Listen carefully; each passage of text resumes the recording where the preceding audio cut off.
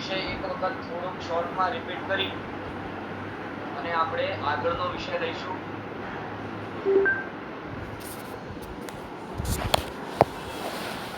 આપણે વાત બે પ્રકારના મોહનીય કર્મો છે, એક દર્શન મોહનીય છે અને એક ચારિત્ર મોહનીય. દર્શન મોહનીયમાં જે મિથ્યાત્વ મોહનીય કર્મ છે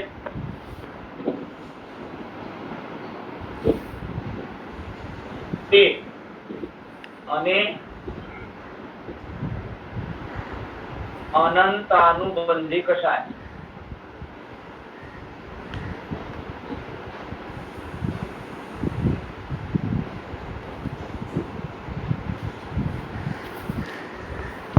આ બંને કર્મો એકબીજાના મિત્ર છે.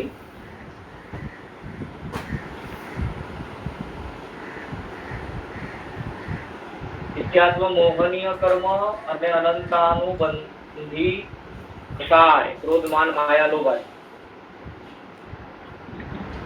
તો આ બંને એકબીજાના મિત્ર છે અને આ બંને કર્મો પ્રથમ ગુણસ્થાનકે ઉદયમાં અવશ્ય હોય છે. આ બંને કર્મો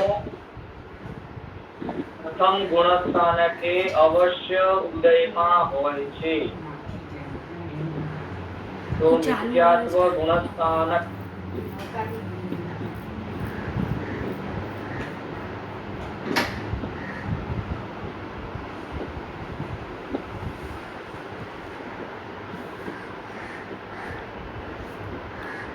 આ પ્રથમ મિથ્યાત્વ ગુણસ્થાનક માંથી જ્યારે ચોથા ગુણસ્થાનક તરફ જીવ જતો હોય છે એનાથી પહેલા તે અપૂર્વકરણ કરે છે, અનિવૃત્તિકરણ કરે છે અને પછી અંતરકરણમાં પ્રવેશ કરતાની સાથે સમ્યક્ત્વની પ્રાપ્તિ કરે છે. તો અપૂર્વકરણ, અનિવૃત્તિકરણ, અંતરકરણ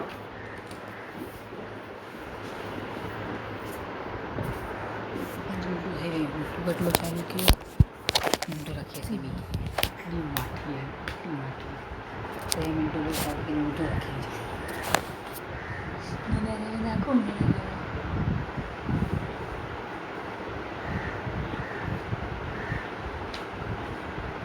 અપૂર્વકરણ અંતર મુહૂર્તની પ્રક્રિયા છે અને અનિવૃત્તિકરણ પણ અંતર મુહૂર્તની પ્રક્રિયા છે. અપૂર્વકરણ કરવું એટલે કે પૂર્વે ક્યારે જેટલો વિશુદ્ધ અધ્યવસાય આવ્યો નથી તેવો વિશુદ્ધ અધ્યવસાય અહીં આવવો અને તેના કારણે કર્મો નવા જે બંધાય છે તે અલ્પ સ્થિતિ વાળા બંધાય. પૂર્વે જે બંધાયેલા કર્મો છે તેમાં સ્થિતિનો ઘાત થાય, રસનો પણ ઘાત થાય અને ઢીલા પોચા થઈ ગયેલા કર્મોને ઉદયમાં આવતા મિથ્યાત્વ કર્મોની સાથે ગોઠવીને તેમને શ્રેણીમાં લઈને ભોગવી લેવા તે ગુણ શ્રેણી. તો ચારે ચાર કાર્યો આ અપૂર્વકરણ અને અનિવૃત્તિકરણની અંદર થાય છે. ફરી રિપીટ કરું છું. અપૂર્વકરણ જ્યારે જીવ કરે છે ત્યારે અધ્યવસાયમાં આવેલી વિશુદ્ધિના કારણે શું થાય છે? પૂર્વે ક્યારેય અલ્પ સ્થિતિ વાળા કર્મ, આટલા બધા અલ્પ સ્થિતિ વાળા કર્મ બાંધ્યા નથી કે જે અહીંયા પ્રથમ વખત બાંધે છે. એટલે આટલી બધી અલ્પ સ્થિતિ નવા કર્મોમાં જે બંધાય છે તે અતિ અલ્પ હોય છે. પછી પૂર્વે બાંધેલા કર્મોની અંદર રસ અને સ્થિતિનો ઘાત થાય અને એ રીતે નબળા પડી ગયેલા કર્મોને વર્તમાનમાં ઉદયમાં રહેલા મિથ્યાત્વ મોહનીય કર્મો સાથે ભોગવી લેવામાં અને આગળ જતો જતો જતો જતો અનિવૃત્તિકરણમાં આવે છે. અનિવૃત્તિકરણનો અંતર્મુહૂર્ત એટલે શું? તો કે હવે સમ્યક્ત્વ લીધા વિના, સમ્યક્ત્વ પામ્યા વિના પાછું નહીં ફરવું, તેને અનિવૃત્તિકરણ કહે છે.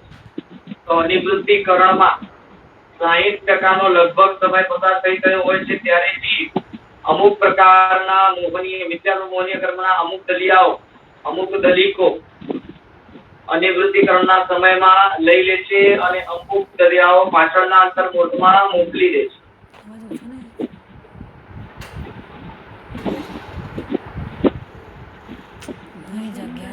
આ રીતે મિથ્યાત્વ મોહનીય કર્મ દલિકોથી આ અંતર્મુહૂર્તને ખાલી કરે છે અને માટે તેને અંતરકરણ કહેવાય છે.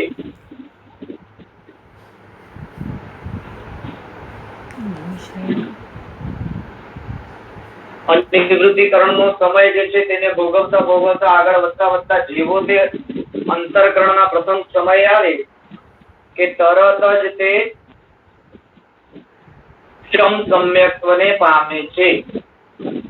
તરત જ તે જીવ ઉપશમ સમ્યક્ત્વને પામે છે. અંતરકરણના પ્રથમ સમયમાં આવતાની સાથે જ તે ઉપશમ સમ્યક્ત્વને પામે છે. આટલો વિષય ગઈકાલે આપણે જોયો. બરાબર છે. તો એનો અર્થ એ છે કે હવે અંતરકરણની અંદર આવી ગયો ને, આ જે સ્પેસ છે અંતરકરણ ત્યાં આવી ગયો એટલે આ બંને કર્મો મિથ્યાત્વ મોહનીય અને અનંતાનુબંધી કશાય બંને કર્મો ઉપશાંત છે, શાંત બેઠેલા છે. તે બંને કર્મો હવે ઉદયમાં નથી અહીંયા અંતરકરણમાં અને માટે જ તેને સમ્યક્ત્વ પ્રગટ થયું છે. હવે આગળ શું થાય છે તેને આપણે સમજવાનો પ્રયત્ન કરીએ. હવે મિથ્યા દ્રષ્ટિ ગુણસ્થાનકથી આગળ વધીને જીવ ચોથા ગુણસ્થાનકે આવી ગયો, અંતરકરણમાં આવ્યો તેની સાથે જ. એટલે પાંચમી દ્રષ્ટિ મળી ગઈ અને ચોથું ગુણસ્થાનક મળી ગયું.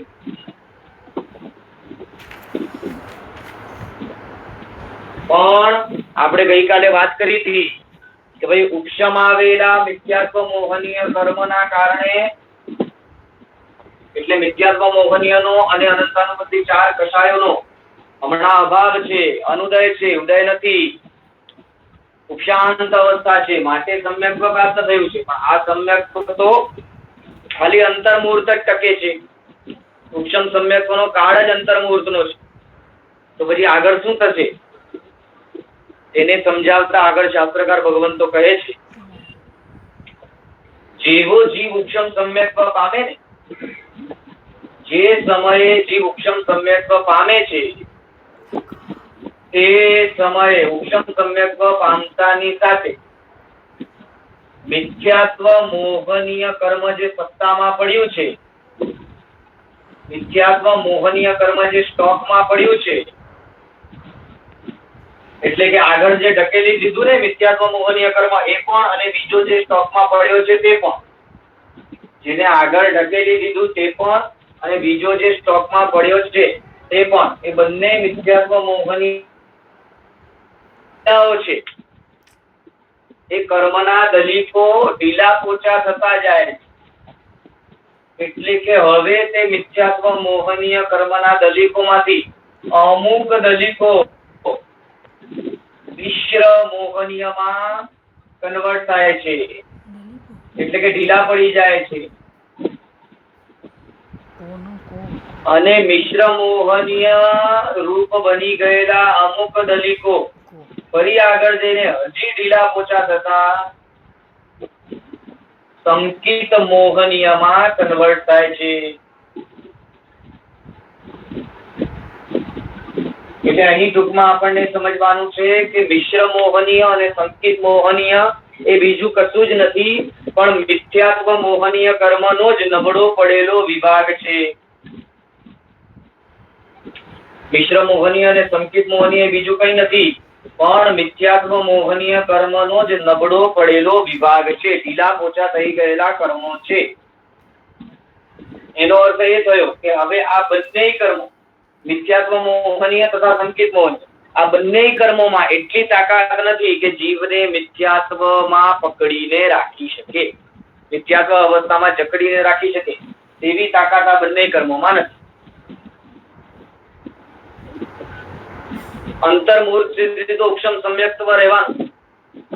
અંતર્મુહૂર્ત પછી ઉપશમ સમ્યક્ત્વનો સમય જેવો પૂરો થાય, બરાબર સમજજો, બરાબર સાંભળજો, અંતર્મુહૂર્ત સુધી જેવો ઉપશમ સમ્યક્ત્વ પ્રાપ્ત થયો તેવો તો પેલા ત્રિપુંજીકરણ થયું. આને શું કહેવાય આ પ્રોસેસને?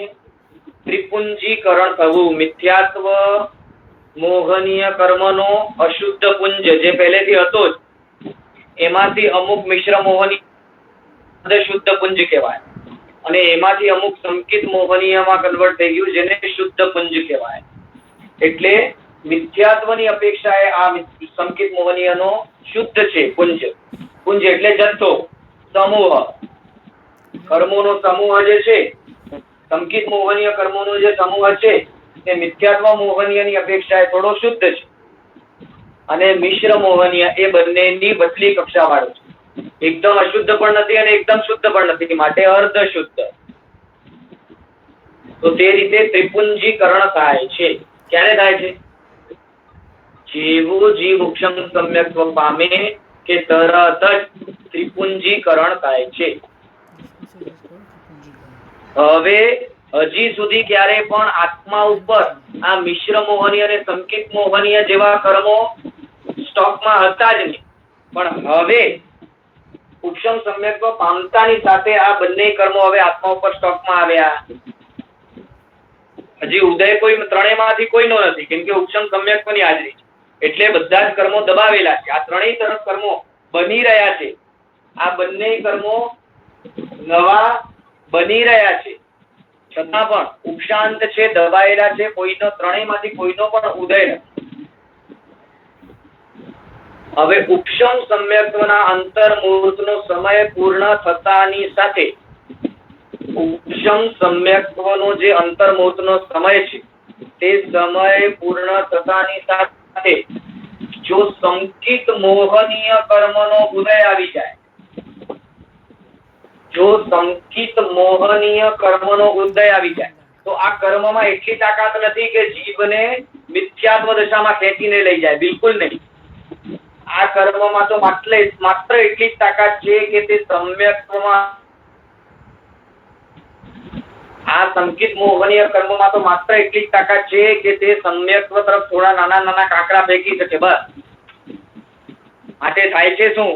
ઉપશમ સમ્યક્ત્વનો કાળ પૂર્ણ થતાની સાથે જો સંકિત મોહનીય કર્મનો જીવને ઉદય આવે તો ઉપશમ સંકિત ક્ષયોક્ષમિક સંકિતની અંદર કન્વર્ટ થાય. એટલે સંકિત મોહનીયનો ઉદય આવીને ક્ષય થઈ રહ્યો છે અને બાકી બધા કર્મો ઉપશાંત પડેલા છે. એનો અર્થ એ કહેવાય ક્ષયોક્ષમિક સમ્યક્ત્વ. ક્ષય અને ઉપશમ બંનેથી યુક્ત જે સમ્યક્ત્વ છે તેને કહેવાય ક્ષયોપશમિક સમ્યક્ત્વ. તો ક્ષયોપશમિક સમ્યક્ત્વમાં કન્વર્ટ થઈ જાય સમ્યક્ત્વ, એટલે જીવને બરાબર તે પાંચમી દ્રષ્ટિ અને ચોથો ગુણસ્થાનક અકબંધ રહે, તેનાથી તે પડે નહીં. ફક્ત સાતિચાર સમ્યક્ત્વ હોય, એટલે કે સમ્યક્ત્વમાં અતિચાર લાગે તેવી હજી દશા અકબંધ છે, કેમ કે સંકિત મોહનીયનો ઉદય છે. જો કદાચ આવું બને કે ઉપશમ સમ્યક્ત્વનો કાળ પૂર્ણ થતા સંકિત મોહનીયનો ઉદય ન થાય, હમણાં તો આપણે કન્ડિશન જોઈ કે કદાચ જો સંકિત મોહનીયનો ઉદય થઈ જાય તો ક્ષયોક્ષમિક સમ્યક્ત્વમાં કન્વર્ટ થઈ જાય. પણ જો સંકિત મોહનીયમાં કન્વર્ટ ન થાય તો શું થાય? તો કે છે ડાયરેક્ટ છે ને તેને મિશ્ર મોહનીયનો ઉદય ન આવે. ઉપશમ સમ્યક્ત્વનો કાળ પૂર્ણ થતાની સાથે સીધો મિશ્ર મોહનીયનો ઉદય ન આવી શકે. તો એને પહેલા છે ને ઉપશમ સમ્યક્ત્વનો કાળ પૂર્ણ થતાની સાથે અનંતાનુબંધી કષાયનો ઉદય આવે. જે અંદરમાં સત્તામાં દબાઈને પડેલા હતા ને એ અનંતાનુબંધી કષાય, એ અનંતાનુબંધી કષાય પોતે જોર કરે અને ઉદયમાં આવે. મિથ્યાત્વ મોહનીય હજી ઉદયમાં નથી, મિશ્ર મોહનીય પણ ઉદયમાં નથી, સંકિત આ ત્રણેયમાંથી કોઈ પણ ઉદયમાં નથી, ખાલી કષાય ઉદયમાં આવ્યું. તો મિથ્યાત્વ મોહનીય ઉદયમાં નથી એટલે મિથ્યાત્વ ગુણસ્થાનક ન કહી શકાય. મિશ્ર મોહનીય ઉદયમાં નથી એટલે મિશ્ર ગુણસ્થાનક પણ ન કહી શકાય. અને સંકિત મોહનીયનો ઉદયમાં નથી એટલે ચોથે ગુણસ્થાનકે ટકી રહે તેવી પણ અવસ્થા નથી. તો શું થાય? તો કે આ જેવા અનંતાનુબંધી કષાય ઉદયમાં આવે ને, જીવ સીધો ચોથે ગુણસ્થાનકેથી પડીને બીજે ગુણસ્થાનકે જાય. ત્રીજે નહીં, બીજે, સેકન્ડ નંબર. એટલે સમ્યક્ત્વને વમતો બીજે ગુણસ્થાનકે પડે. એ પડવા પાછળનું કારણ શું? તો કે આ કષાયોનો ઉદય, અનંતાનુબંધી કષાયોનો ઉદય આવે અને ચોથે ગુણસ્થાનકથી બીજે ગુણસ્થાનકે પડે અને બીજે ગુણસ્થાનકે જે પડે તેનું તો કાળ કેટલું, તો કે 6 આવલિકા જેટલું જ કાળ છે. બહુ જ અલ્પ કાળ છે, એટલે બહુ નાનકડો અંતર્મુહૂર્ત જે છે એટલો જ કાળ છે. એટલો કાળ રહે ત્યાં સુધી તો આ કષાયો છે ને પોતાના દોસ્તારને બોલાવે. અનંતાનુબંધી કષાયો જે છે એ તરત પોતાના દોસ્તારને બોલાવે કે હું આવી ગયો છું, હવે તમે પણ આવી જાઓ. એટલે તરત મિથ્યાત્વ મોહનીય કર્મ કષાયોની સાથે સાથે આવી ઉદયમાં. અને જેવો મિથ્યાત્વ મોહનીય ઉદયમાં આવે કે તરત જ તે જીવ પડી પાછો મિથ્યાત્વ ગુણસ્થાનકે આવી જાય. હવે મે બી પોસિબલ મિથ્યાત્વ ગુણસ્થાનકે આવ્યા છતાં પણ ચોથી દ્રષ્ટિમાં સ્થિર રહી જાય પણ બને. જો ચોથી દ્રષ્ટિમાં સ્થિર ન રહી જાય, ઉત્થાન દોષ આવી જાય તો કદાચ ત્રીજી દ્રષ્ટિમાં સ્થિર રહી જાય એવું પણ બને. જો ક્ષેપ દોષ આવી જાય તો બીજી દ્રષ્ટિ તરફ જાય, ઉદ્વેગ દોષ આવી જાય તો પહેલી દ્રષ્ટિ તરફ જાય, અને ખેદ દોષ આવી જાય તો પહેલી દ્રષ્ટિથી પણ નીચે પડી જાય એવું પણ બની શકે છે. તો ઉપશમ સમ્યક્ત્વ પામ્યા પછી સમય પૂર્ણ થતા સંકિત મોહનીયનો ઉદય આવે તો ગુણસ્થાનક ચોથો ટકી જાય. અને જો સંકિત મોહનીયની બદલી કષાયોનો ઉદય આવે તો બીજે ગુણસ્થાનકે પડીને અવશ્ય પહેલે ગુણસ્થાનકે જાય. તે બધું હું ફરી બોર્ડ ઉપર લખીને આપું છું એટલે તમને બરાબર ખ્યાલ આવે.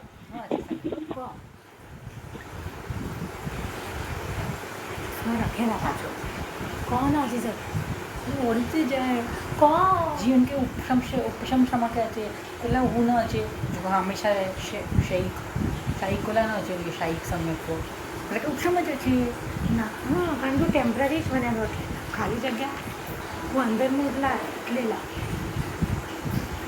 11 શાહી બધી હોય ને ખબર હું લખ પહેલા લખી સમ્યક્ત્વ ઉપશમ સંકેત મારું જાણ તો સંકિત નું કાળ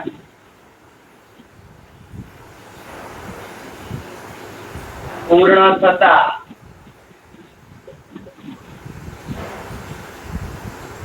જો ઉપશમ સંકેત નો કાળ પૂર્ણ થતા જો સંકિત મોહનીય નો ઉદય આવે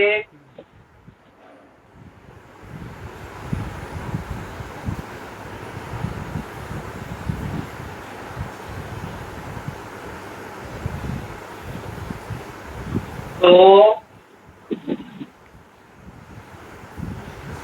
ચોથો ગુણસ્થાનક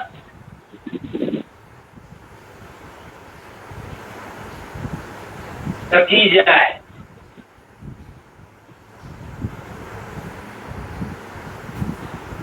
અને સમ્યક સંકિત ક્ષયોપક્ષમિક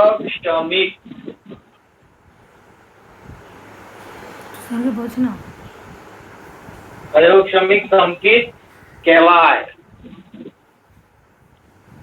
ઉપશમ સંકિત નું કાળ પૂર્ણ થતા જો સંકિત મોહનીય નો ઉદય આવે તો ચોથું ગુણસ્થાનક ટકી જાય અને તેને ક્ષયોપક્ષમિક સંકિત કહેવાય.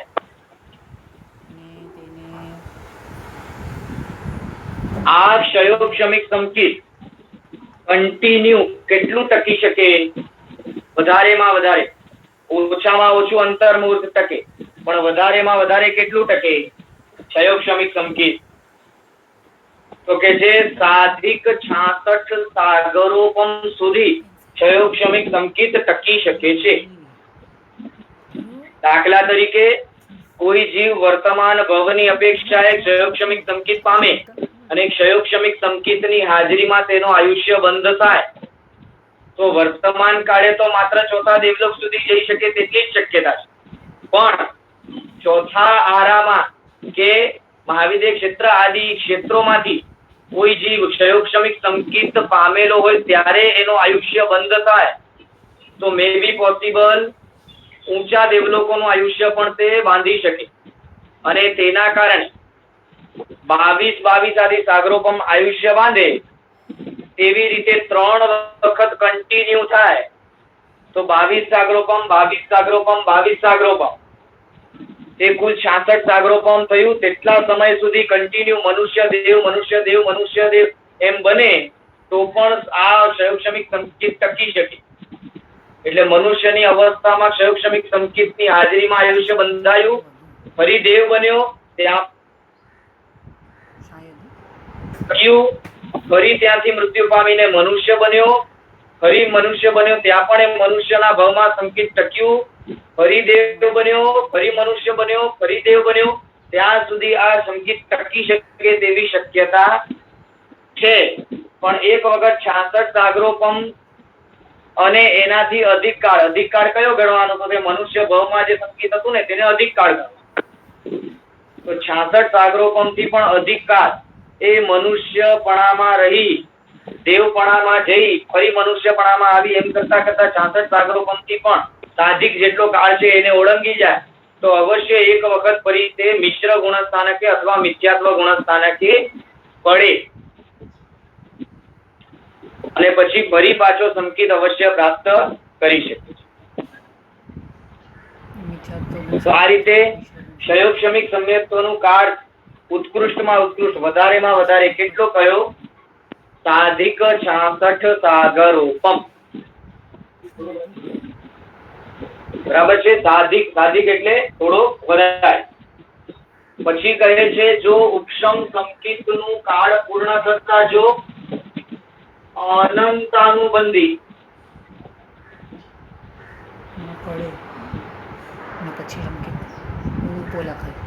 કશાય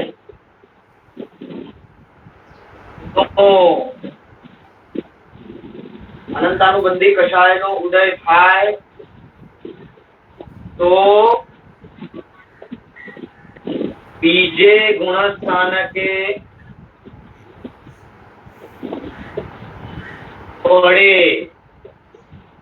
અને ત્યાંથી અવશ્ય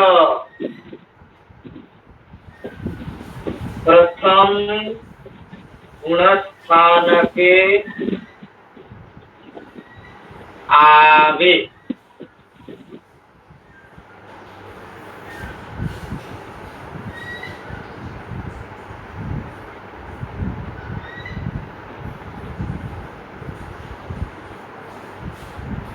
બરાબર છે. આટલું બધાને બરાબર સમજાયું હશે એવી હું આશા રાખું છું.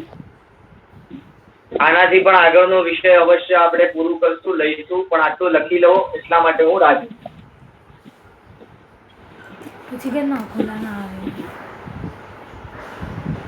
બીજા ગુણસ્થાનકનો જગન્ય અને ઉત્કૃષ્ટ કાળ કેટલો છે? તો કહે છે બીજા ગુણસ્થાનકનો જગન્ય કાળ છે 1 સમય અને ઉત્કૃષ્ટ કાળ છે 6 આવલિકા. બીજા ગુણસ્થાનકનું જગન્ય કાળ છે 1 સમય અને ઉત્કૃષ્ટ કાળ છે 6 આવલિકા.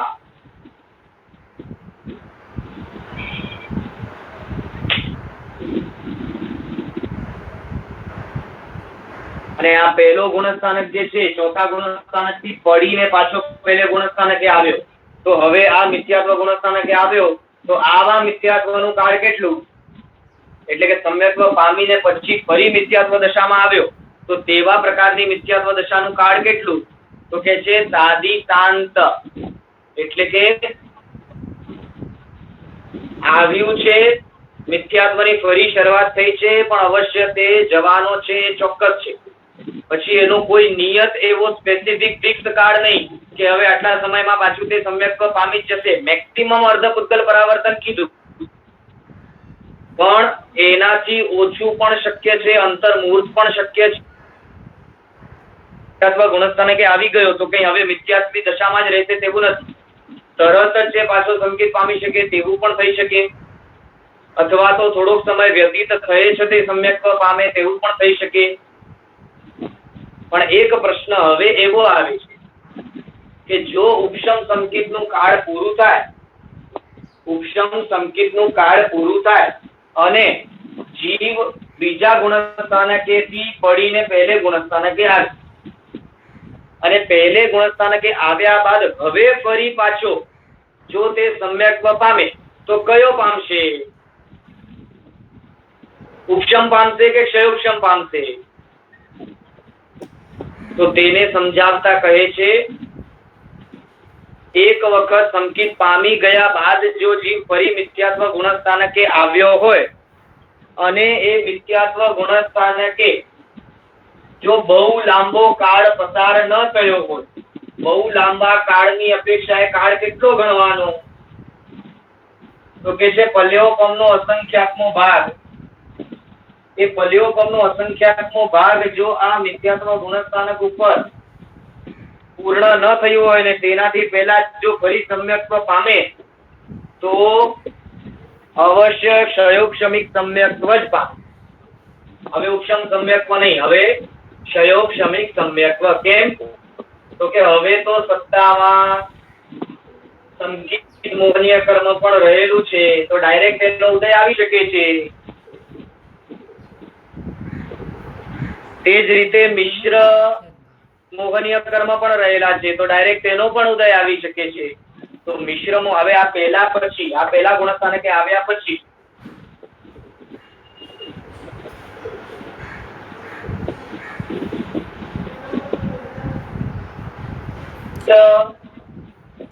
પામીને ફરી ફર્સ્ટ પ્રથમ ગુણસ્થાનકે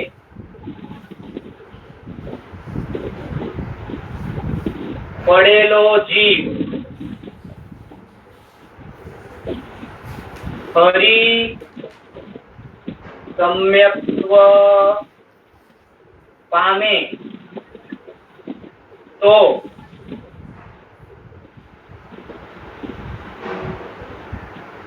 ક્ષયોપશમિક સંકિત પામી શકે છે. સંકિત પામીને ફરી પહેલા ગુણસ્થાનકે પડેલો જીવ ફરી સમ્યક્ત્વ પામે તો ક્ષયોપશમિક સંકિત પામી શકે છે. પણ જો મિશ્ર મોહનીયનો ઉદય થાય તો ત્રીજો ગુણસ્થાનક પામે, એટલે કે મિશ્ર દ્રષ્ટિ ગુણસ્થાનક પામે. હવે આ મિશ્ર દ્રષ્ટિ ગુણસ્થાનક જે છે તેનો કાળ કેટલો? તો કે વધારે અને ઓછો બંને, જગન્ય અને ઉત્કૃષ્ટ બંને મળીને અંતર્મુહૂર્ત જ છે. અંતર્મુહૂર્ત થી વધારે ત્રીજા ગુણસ્થાનકે જીવ ટકી શકે નહીં. ત્રીજા ગુણસ્થાનકે થી ફરી પાછો તે પહેલે જઈ શકે, કાં તો ચોથે પણ આવી શકે, પણ બીજે ક્યારેય ન જાય. ત્રીજે થી બીજો ક્યારેય ફરી ચોથે પણ આવી શકે અને કાં તો ફરી પહેલે પણ જઈ શકે. આ બધું કોના ઉપર ડિપેન્ડ કરે? પહેલે જાય, બીજે પહેલે જાય કે પહેલા પછી ત્રીજે જાય કે પહેલા પછી ચોથે જાય કે આ બધું જીવના પુરુષાર્થ ઉપર નિર્ભર કરે છે. જીવનો જેવો પુરુષાર્થ હશે તે પ્રમાણે તેને કર્મ ઉદયમાં આવશે, અને જે પ્રમાણે કર્મ ઉદયમાં આવશે તે પ્રમાણે તેને તે ગુણસ્થાનક પામવાનો અવસર પ્રાપ્ત થશે. મને ખબર છે થોડોક વિષય કન્ફ્યુઝિંગ છે, પણ વારંવાર સાંભળીશું, સમજશું તો આવડશે. એક વખત ફરી રિપીટ કરી જાઉં છું. સર્વપ્રથમ ઉપશમ સંકેત, સર્વપ્રથમ ઉપશમ સંકેત. એ ઉપશમ સંકેત નું કાળ અંતર્મુહૂર્ત. અંતર્મુહૂર્ત કાળ પૂર્ણ થયા બાદ જો સંકિત મોહનીયનો ઉદય આવે તો ગુણસ્થાનક ચોથો જ રહે, દ્રષ્ટિ પાંચમી જ રહે, અને તેને હવે ક્ષયોક્ષમિક સમ્યક્ત્વ કહેવાય. અને તેનો કાળ 66 સાગરોપમ સાધિક. જો ઉપશમ સમ્યક્ત્વનો કાળ પૂર્ણ થતા કષાયનો ઉદય આવે, અનંતાનુબંધી કષાયનો ઉદય, તો બીજો ગુણસ્થાનક અને બીજેથી પહેલો ગુણસ્થાનક. હવે પહેલા ગુણસ્થાનક થી ફરી જો પુરુષાર્થ કરે અને એ પુરુષાર્થ વલ્યોપમના અસંખ્યાતમાં ભાગના સમય કરતા અંદરના સમયમાં હોય તો ફરી ક્ષયોક્ષમિક સમ્યક્ત્વ પામી શકે અથવા તો મિશ્ર ગુણસ્થાનક પણ પામી શકે. એટલે ચોથો કે ત્રીજો બે માંથી કોઈ પણ ગુણસ્થાનક તે પામી શકે. જો ચોથો પામ્યો હોય તો તેનાથી આગળ પણ વધી શકે, પાંચમી છઠ્ઠી આદિ પણ જઈ શકે અને ફરી પાછો નીચે પણ પડી શકે. તે જ રીતે ત્રીજો પામ્યો હોય તો ત્રીજા પછી ચોથો પાંચમો આદિ પણ પામી શકે અને ત્રીજાથી ફરી પહેલે પણ પડી શકે છે. આ રીતે પહેલાથી ચોથા ગુણસ્થાનકની અંદરની જે મથામણ છે તે આ રીતે આપણને સ્પષ્ટપણે સમજવાની છે. ઉપશમ સંકેતમાં અનંતાનુબંધી કષાય અને મિથ્યાત્વ મોહનીય તે બધા જ દબાયેલા. ક્ષયોક્ષમિક સમ્યક્ત્વમાં બાકી બધા દબાયેલા, માત્ર સંકેત મોહનીયનો ઉદય. અને ત્રીજા નંબરનો સંકેત છે શાયિક સમ્યક્ત્વ. તે ક્યારે પામે? તો કે ક્ષયોક્ષમિક સમ્યક્ત્વમાં સંકિત મોહનીય કર્મને ભોગવતો સંકિત મોહનીયનો જે સ્ટોક છે આત્મા ઉપર, તે સ્ટોક સંપૂર્ણ ખાલી થાય.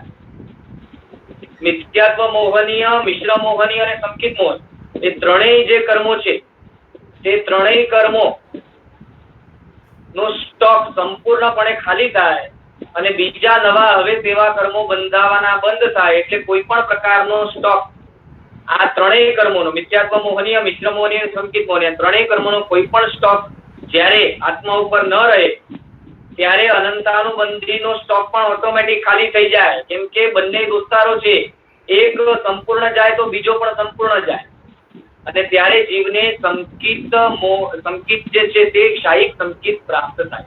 આ કાળમાં શાયિક સંકિત શક્ય નથી. કેમ કે શાયિક સંકિત પામવા માટે કેવલી ભગવંતની હાજરી વાળો કાળ જોઈએ, પહેલો સંગયણ જોઈએ અને એવા પ્રકારના ઘણા બધા બીજા પણ અનુકૂળ સામગ્રીનો જથ્થો જોઈએ તો જ તે શક્ય છે. ચલો, આશા છે આટલું બધાને સમજાયું હશે. હવે આપણે પ્રશ્નોત્તરી તરફ જઈએ એટલે જે ડાઉટ્સ હોય તે તેમને બધાને તમને ખ્યાલ આવી જશે. પ્રશ્નોત્તરીમાં અમુક અહીંયા પ્રશ્નો આવેલા છે.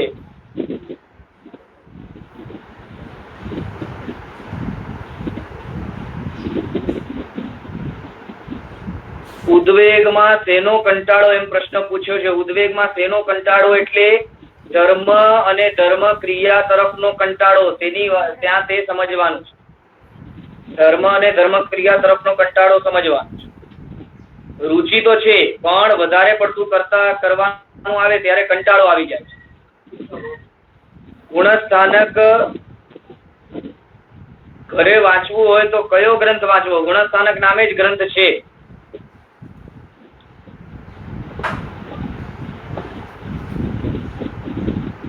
ચંદ્રશેખર વિજયજી પન્યાસ મહારાજ છે, તેમનો એક ગ્રંથ છે જેમનું નામ 14 ગુણસ્થાનક તરીકે જ પ્રખ્યાત છે. તે ગ્રંથ વાંચી શકો છો.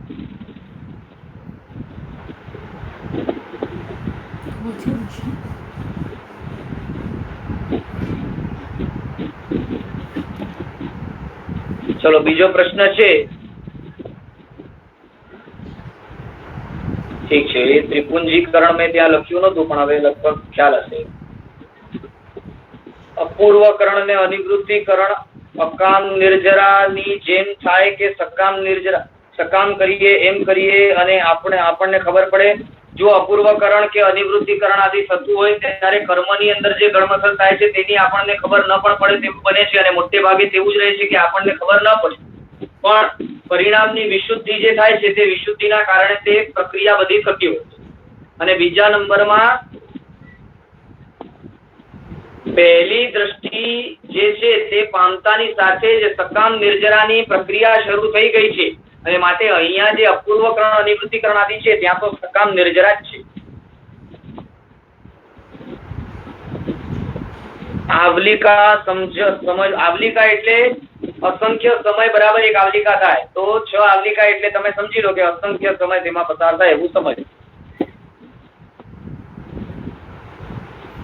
ઉપશમ સંકિત પામીને પછી પહેલે ગુણસ્થાનકે પડી કે ગાઢ મિથ્યાત્વમાં પણ જઈ શકે, ગાઢ મિથ્યાત્વમાં પણ જઈ શકે તેવી શક્યતા બને, પણ છતાં એક વખત સંકિત પામી ગયો એટલે તેવું મિથ્યાત્વ પણ હવે તેનો નીકળશે જલ્દીથી જલ્દી, તેવું તો શક્ય છે.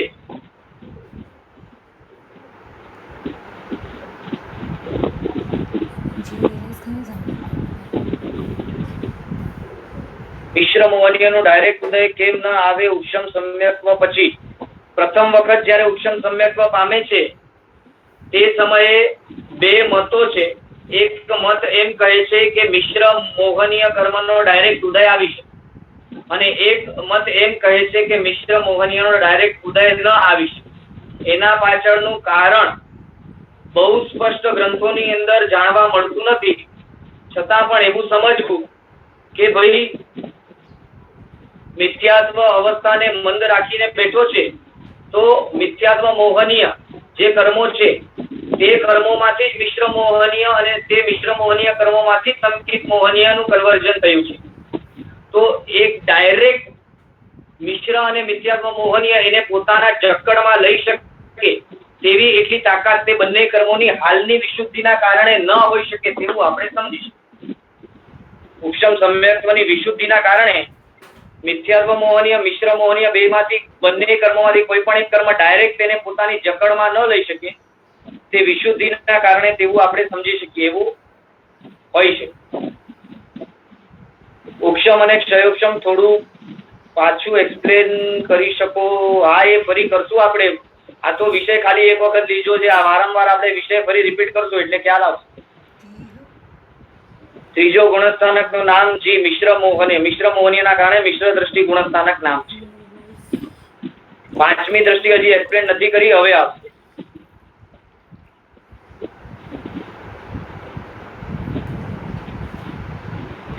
એક પ્રશ્ન એવો આવ્યો છે કે ઉપશમ સંકિત થી પડનારા જીવોની સંખ્યામાં અલ્પ બહુત્વ શું? તો સમજવાનું કે મોટે ભાગે તો ઉપશમ સંકિત આદિ પામીને જીવો ઊંચે જ ચડે છે. બહુ છૂજ એવા જીવો હોય છે કે જે પડે છે પણ પડનારા છે ખરા.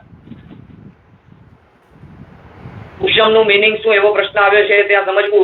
ઉપશમ એટલે કર્મોને દબાવીને રાખવું, શાંત પાડી દેવું, તેમનો ઉદય જે છે તેને અટકાવી નાખવું.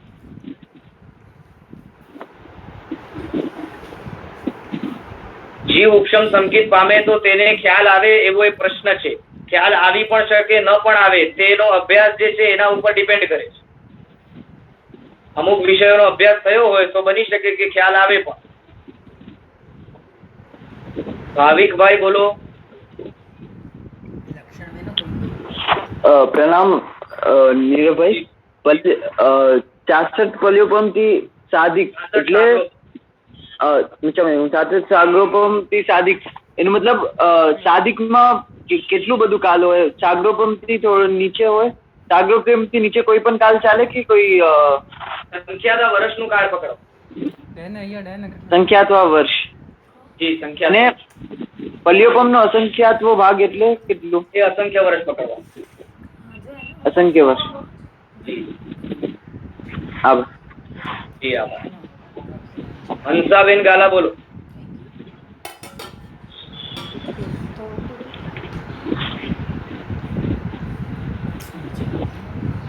ફટાફટ હું અહીંયાથી અનમ્યુટ કરું છું, ત્યાંથી અનમ્યુટ કરતા જજો. પરેશભાઈ હરિયા બોલો. ગુરુજી, આપે કહ્યું કે ક્ષાયિક સમ્યક્ત્વમાં કેવલી ભગવાનની હાજરી જોઈએ, બરાબર? કેવલી ભગવાનની હાજરી વાળો કાળ છે.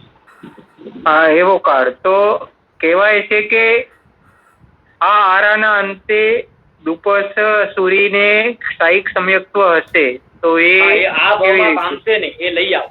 આ ભાવમાં પામવાનો નિષેધ, જે બીજા ભાવથી આ કાળમાં લઈ આવવામાં નિષેધ નથી. ઓકે, એટલે લઈને આવશે. જી જી જી જી.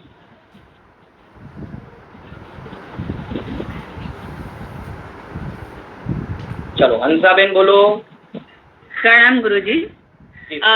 જે ઉપશમનો ક્લાસ 66 સાગર ઉપમ છે ને, તો એમાં મેં કીધું ને કે દેવ ભાવ ને પછી મનુષ્ય ભાવ ને ગણીને એવી રીતના, તો દેવ ભાવ તો સમજો કે 22 સાગર પણ હોય, મનુષ્ય ભાવ બી હોય આટલું? મનુષ્ય ભાવ 22 સાગરોપમની ક્યાં વાત છે? બહુ મનુષ્ય ભાવ તો સંખ્યાના વર્ષની જ વાત છે ને, માટે તો સાધિક કીધું ને, થોડુંક અધિક. 3 વખત દેવ ભાવ મળે તો 22 કેટલું થાય? અથવા તો 2 વખત 33 સાગરોપમનું મળે તો કેટલું થાય? અચ્છા અચ્છા ઓકે. એ અપેક્ષા. આભાર આભાર. જી જી આભાર. ઝલકબેન બોલો.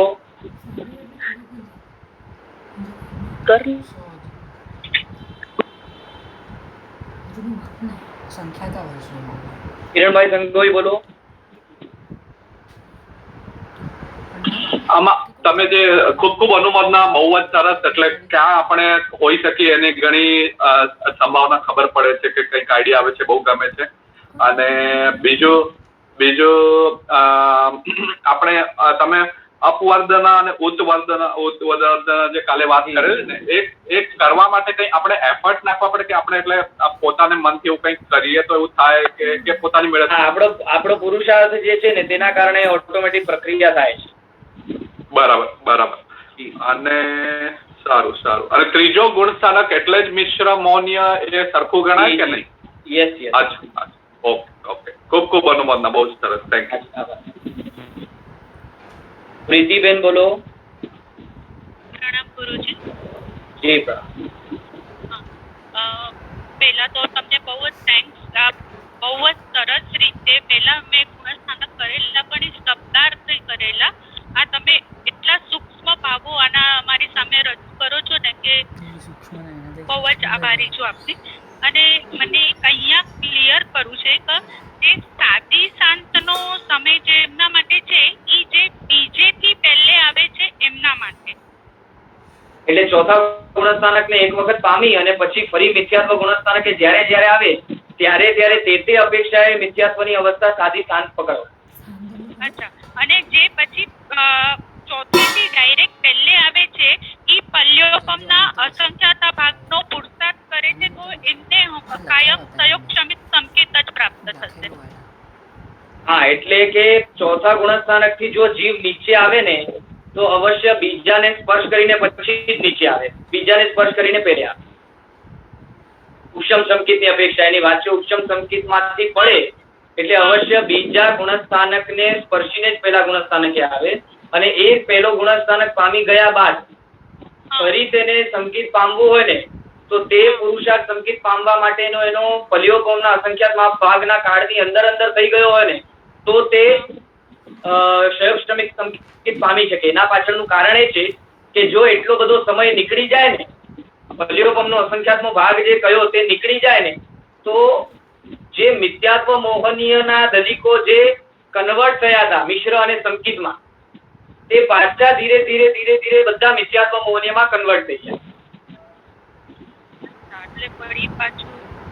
એટલે વળી પાછું એને ફરી બધી સ્પ્લિટ આદિ કરવાની મહેનત કરવી પડે. એટલે ફરી પાછું ઉપશમ સમ્યક જ પામવું પડે. અચ્છા. તો જે સાદી શાંત માં જીવ પહોંચ્યો છે જે તો ઈ પ્રયત્ન કરશે તો એને પણ પહેલેથી જ કરવું પડશે ને, પાછું ઉપશમ જ લેવું પડશે ને? હા, જો આટલો સમય વીતી ગયો તો અવશ્ય લેવો પડે. એટલે જે પલ્યોપમનો અસંખ્યાતનો ભાગ છે તેટલો સમય વીતી ગયો તો બધા જ કન્વર્ટ કરેલા જે પૂતગલો છે ને મિથ્યાત્વ મોહનીય કર્મના જે સંકેત મોહનીય મિશ્ર મોહનીય કર્મના દલિકો છે ને પાછા મિથ્યાત્વમાં કન્વર્ટ થઈ. એટલે માટે પાછી એને પ્રોસેસ કરવી. ધન્યવાદ. ગુરુજી એક મિનિટ. તો ઘણી વખત આપણે કે છે આપણે ઘણી વખત સંકેત લઈને વમી નાખ્યું છે, કેટલી વખત અત્યારના પણ એવું થતું હશે તો એવું પોસિબલ છે કે ક્યારેક વ્યાખ્યાનમાં ભાવમાં આવીને શક્ય છે, શક્ય નથી એવું નથી, શક્ય છે. એક ભવની અંદર સંકેતના પરિણામો આવીને જાય તેવી કન્ડિશન 2000 થી કરીને 9000 વખત સુધી બની શકે. એક મનુષ્ય ભાવમાં મનુષ્ય ભાવમાં નહીં, એક ભાવમાં. પછી તે કોઈ પણ ભાવ હોય, તિર્યકનો ભાવ હોય કે પછી દેવનો ભાવ હોય કે પછી નારકનો ભાવ હોય કે મનુષ્યનો. ચૈતન્ય 2000 થી ઉત્કૃષ્ટ 9000. જી. જગન્ય 2000 થી ઉત્કૃષ્ટ 9000 નહીં, 2000 થી 9000 વખત થઈ શકે. એટલે જગન્ય તો 1-2 વખત પણ થઈ શકે પણ મેક્સિમમ 9000 વખત સુધી થઈ શકે. Thank you. જી. પ્રદીપ સાવલા બોલો. હા જી બોલો, અવાજ આવે છે. હા હા આપણે નરક ગતિમાં સહાયક સંકેત હોય. નરક ગતિમાં લઈને જઈ શકે તેવી શક્યતા છે. ત્યાં નરક ગતિમાં નવું ન બને. બરાબર. અને બીજું ગુણસ્થાનક આખા ભવાટનમાં કેટલી વખત આપણે થાય? એમાં છે ને એમાં ઘણું બધું એક્સપ્લેનેશન છે. એમ તો સામાન્યથી એમ કહેવાય કે 5 જ વખત આવે, પણ એમ બીજી અપેક્ષાએ અસંખ્ય વખત આવે છે. એવું છે? જી અચ્છા, બરાબર બરાબર. હાજી આભાર. માયાબેન બોલો. હાજી. હા, તમે કીધું ને જયારે અંતઃકરણ કરે ને જીવ પ્રક્રિયા, ત્યારે અનંતાનુબંધી અને મિથ્યાત્વ મૌન એ દબાયેલા હોય ને? જી. હા, તો બીજા પણ પ્રત્યાખ્યાની અપ્રત્યાખ્યાની એ પણ સત્તામાં છે. સત્તામાં હોય તો જયારે અંતઃકરણ સમય અંતર્મુખનું પસાર થઈ જાય ને તો અનંતાનુબંધી કસાય જ કેમ ઉદયમાં આવે, મતલબ બીજા 3 માં આવે જો એવો કોઈ નિયમ નથી. આવી શકે તો પછી પ્રત્યાખ્યાની ને એ આવે ને. જો સંકિત મોહનીયનો ઉદય આવે ને તો સંકિત મોહનીય ઉદય આવે એટલે એની સાથે અપ્રત્યાખ્યાની કર્મો જ ઉદયમાં આવે. પછી અનંતાનુબંધી ન હોય. હા જી. અને પ્રત્યાખ્યાની અપ્રત્યાખ્યાની જો ઉદયમાં આવે તો ત્યારે નીચે પડે કે ઉપર ચડે? ના. જો સંકિત મોહનીયનો ઉદય આવે એટલે સાથે સાથે અપ્રત્યાખ્યાની કે પ્રત્યાખ્યાની આદિ 2 માંથી કોઈનો પણ ઉદય આવી શકે. જો અપ્રત્યાખ્યાનીનો ઉદય હોય તો ચોથે ગુણસ્થાનક જ રહે, પણ જો પ્રત્યાખ્યાનીનો ઉદય થાય તો દેશવૃત્તિ એને પ્રાપ્ત થાય, એટલે કે તે 5મે ગુણસ્થાનકે પહોંચે. પણ દ્રષ્ટિ તો 5મી જ લેખાય, કેમ કે ચોથે 5મે અને છઠ્ઠે ત્રણેય ગુણસ્થાનકેમાં દ્રષ્ટિ 5મી જ છે. અચ્છા. ને આ કસાય ઉદયમાં આવે તો એમાં આપણી વિપરીત પરિસ્થિતિઓ કારણ હોય કે પછી આપણે પુરુષ નિમિત્ત એવું બની શકે. યસ, નિમિત્ત તો કોઈ પણ એવું મળી શકે કે જેના કારણે કોઈ પણ પરિસ્થિતિ વગેરે વિપરીત આવી, કર્મનો ઉદય થયો અને એના કારણે તે નિમિત્ત એવો મળ્યો અને તેના કારણે જીવ કસાયના ઉદયના કારણે પડ્યો.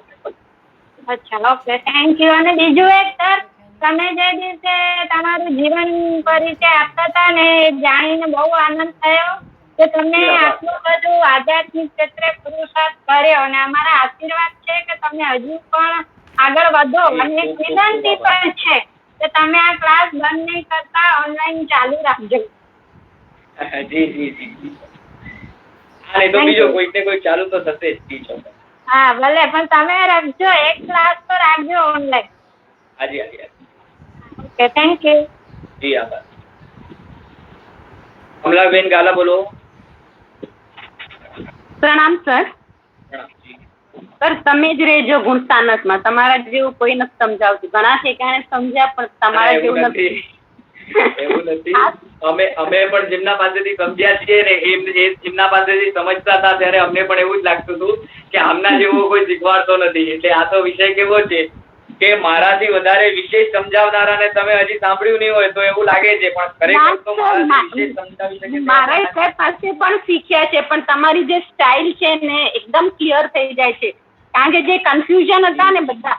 અચ્છા, મારે એ પૂછવું છે કે આજે આપણા દલિકા ઢીલા પડે ને એમાં એક નિશ્ચયમોને કર્મોમાં અર્ધપુંજ હોય, અર્ધ શુદ્ધ પુંજ કહેવાય. અર્ધ શુદ્ધિ અને સમકિતિમાં શુદ્ધ પુંજ થઈ જાય.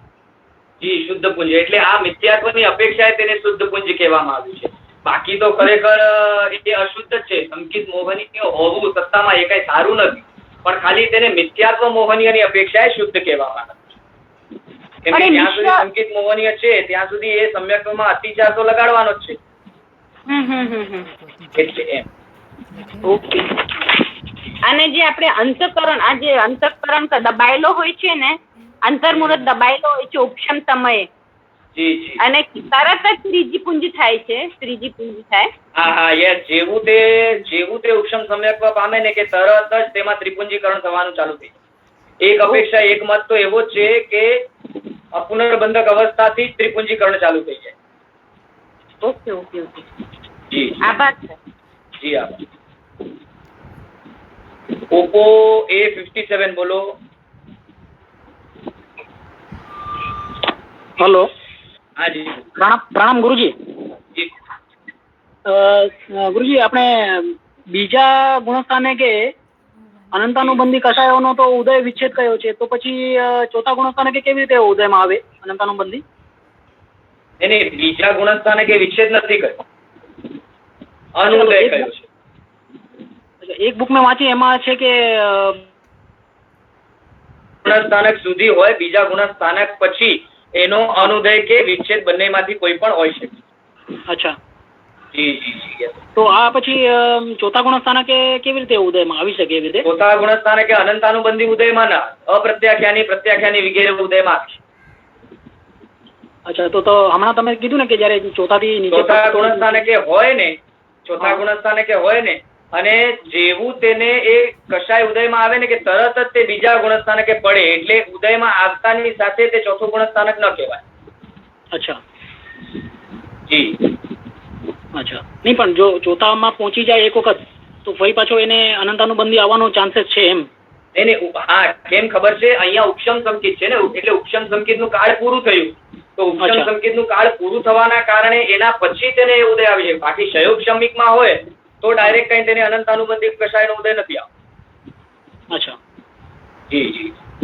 ઓકે, આભાર સાહેબ, આભાર. જી જી. સંકેત જો છે ઉદય ત્યારે શયોક્ષમિક થઈ ગયો. રમીલાબેન બોલો. જી પ્રણામ ગુરુજી, અવાજ આવે છે? હાજી હાજી, પ્રણામ, બોલો. જી, મને મિશ્રણમાં જો સમજ નથી પડી, કયા બે મોહનીય કર્મનું મિશ્રણ હોય? એ અલગ જ છે મિશ્ર મોહિની. ના, મિશ્રણ કોઈ કર્મનું નથી હોતું. આ તો મિથ્યાત્વ મોહનીય કર્મના દલિકો છે ને, એ ઢીલા પડે ને, એકદમ ઢીલા પડે એટલે મિશ્ર કહેવાય, અને હજી વધારે પડતા ઢીલા પડે એટલે તે સંકેત મોહનીય કહેવાય. અચ્છા, અને ક્ષયોક્ષમ કાલે જરા વિસ્તાર થોડુંક સમજાવજો ને, એમાં પણ થોડી ગરબડ લાગી. અને હા, અને આગળ જે ઠેલવ્યા આપણે કર્મ એ ઉદયમાં તો આવે ને ક્યારે ને ક્યારે, કે ના આવે? તેમાંનું ત્રિપુંજીકરણ થયું ને, આપણે આગળ જે કર્મો ઠેલવ્યા ને એ કર્મોમાં જ હવે ઢીલાસ આવી, એટલે મિશ્ર મોહનીય અને સંકેત મોહનીયમાં તે કન્વર્ટ થયા, અને હવે તેનું ઉદય આવી છે. અચ્છા, અને છેલ્લું છે કે ફક્ત પરિવાર પર જ મોહ હોય તો એ ગાઢ મિથ્યાત્વ કહેવાય, બાકી સંસારિક તત્વ પર ન હોય, મિથ્યાત્વ ઘટી ગયું હોય? ના, એ રાગ કેવું છે, એના ઉપર ડિપેન્ડ કરે. એ કામ રાગ છે, સ્નેહ રાગ છે, કે પછી કેવું છે એના ઉપર ડિપેન્ડ કરે. અચ્છા, ફક્ત ધર્મ પામે એના માટે જ હોય? એ તો પ્રશસ્ત છે, એ તો કરવા જેવું. તો એ ગાઢ મિથ્યાત્વ ના કહેવાય ને? ના, એ તો મિથ્યાત્વમાં હોય જ, તેવો કોઈ નિયમ નથી. આ તો સંકેતી જીવ હોય તો પણ તેને તેના પરિવાર, કુટુંબી આદિ જનો પ્રત્યે તેવા પ્રકારનો પ્રશસ્ત રાગ તો હોય. અચ્છા, અને બે રીતે જરા તમારા વિશે બોલવી છે કે આગળના ભવોનો પુણ્યાનુબંધી પુણ્ય હોય ને તો જ કાંઈક કરી છૂટવાની ભાવના થાય. બીજું, ભૌતિક સંસારને છોડી આધ્યાત્મિક તરફ જવું એ માટેનો પુરુષાર્થ જબરદસ્ત કરવો પડે છે, અને અંદરની વિરળતા જબરી હોય ને, અને માતા પિતાના જબરદસ્ત સંસ્કાર હોય તો જ 13 વર્ષની ઉંમરમાં 10 વર્ષના પચકાન લેવા એ વિરલોનું જ કામ હોય. તમારું વ્યક્તિત્વ જ એ આધ્યાત્મિક માર્ગ માટે નિમાયું છે, અને એ માર્ગમાં આગળ વધો અને અમારા જેવાને આગળ વધાવો એવી શુભેચ્છા, પરમાત્માને પ્રાર્થના. અને તમારું જે વિરલ વ્યક્તિત્વ પરમાત્માએ ઘડ્યું કે તમારા કર્મએ ઘડ્યું, પણ એના માટે સો સલામ. જી આભાર, ખૂબ ખૂબ આભાર. પરમાત્મા પાસેથી એ જ પ્રાર્થના છે કે જેટલું બની શકે એટલું લાયક જીવોને પમાડતા રહીએ, અને તેવા પ્રકારના કાર્યો જીવનમાં થતા રહે, અને ગુરુ તથા વડીલોના આશીષ હોય તો વિશેષ આગળનો માર્ગ પણ અમે પામતા જઈએ. ખૂબ ખૂબ આભાર.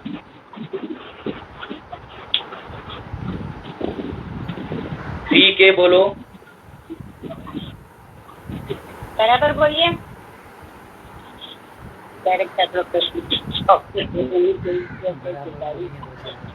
સી કે બોલો, તમારે અનમ્યુટ કરવું પડશે ત્યાંથી. પ્રણામ ગુરુજી. યસ, બોલો. ગુરુજી, એક તો શાયોપસમિક એ સમજવું છે. જી. હેલો, આપણે સમજીશું. જી જી. હા, ને બીજું જો કર્મને શાંત કરવા હોય તો એ શું સમજણના ઘરમાં જઈને કરવા પડે કે શું કેવી રીતે? જેમ જેમ સમજણ જેમ જેમ વધતી જાય તેમ તેમ ઓટોમેટિકલી કર્મોને સહન કરવાની, કર્મો સામે લડત આપવાની આપણા અંદરમાં જે શક્તિ છે એ આવતી જાય. ભલે ભલે. જી આભાર. મનીષાબેન છેડા બોલો. પ્રણામ ગુરુજી. જી પ્રણામ. આમાં શાહિક સંકેતનું જે કીધું કે બીજા ભાવમાંથી તે લાવે, તો આ કાળમાં અત્યારે પણ મનુષ્ય જે છે અથવા કે તિર્યંજ કે એ લોકોની અંદર કે નારકની અંદર શાહિક સંકેતના હોઈ શકે ને? જેવી રીતના શ્રેણિક મહારાજા નારકમાં છે અને શાહિક સંકેતમાં છે અત્યારે. હાજી, નારકમાં શાહિક સંકેત હોઈ શકે, પણ આ કાળમાં પાંચમા આરાની અપેક્ષાએ ભરત ક્ષેત્રની અંદર દુપસુરી નામના આચાર્ય માટે શાહિક સંકેતની વાત સાંભળવા મળે છે. બાકી બીજો કોઈ જીવ લઈ આવ્યો હોય તેવા પ્રકારનું ઉદાહરણ જો હોય તો શાસ્ત્રોમાં આપેલું હોય એવી શક્યતા વધારે પડતી બને છે. એટલે દુપસુરી માટે આપણે ચોક્કસ કહી શકીએ કે તે શાહિક સંકેત લઈને આવવાના છે. બીજા કોઈ માટે આપણે તેવું નથી. અચ્છા, તો બીજા કોઈ અત્યારે માટે નહીં હોય અત્યારે?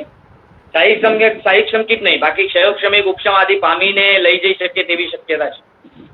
અચ્છા, અને બીજું એ પૂછવું હતું કે આમાં જે ત્રીજા ગુણની આમાં જે સંકેતની જે વાત કરે છે ને, બાકીના હજુ 2 સંકેત. જી. હા, અને બીજું એ પૂછવું હતું, કહ્યું હતું કે આપે જયારે આપનો પરિચય આપ્યો હતો ને, તે પરિચય નો મારો તે મિસ થઈ ગયું હતું, તો એના માટે કોઈ મળશે મને? મને લાગે છે તમે મને મેસેજ કરજો, હું તમને રેકોર્ડિંગ મોકલી દઈશ, કારણ કે બધી સાથે હશે તમને શોધવી પડશે. મેસેજ મેં કરેલો આપને, તો એક આપો તો એમાં જ હશે, એ શોધવું પડશે. એમાં ઓકે, એ તમને મોકલાવ્યો છે ને એમાં જ હશે, શોધવું પડશે.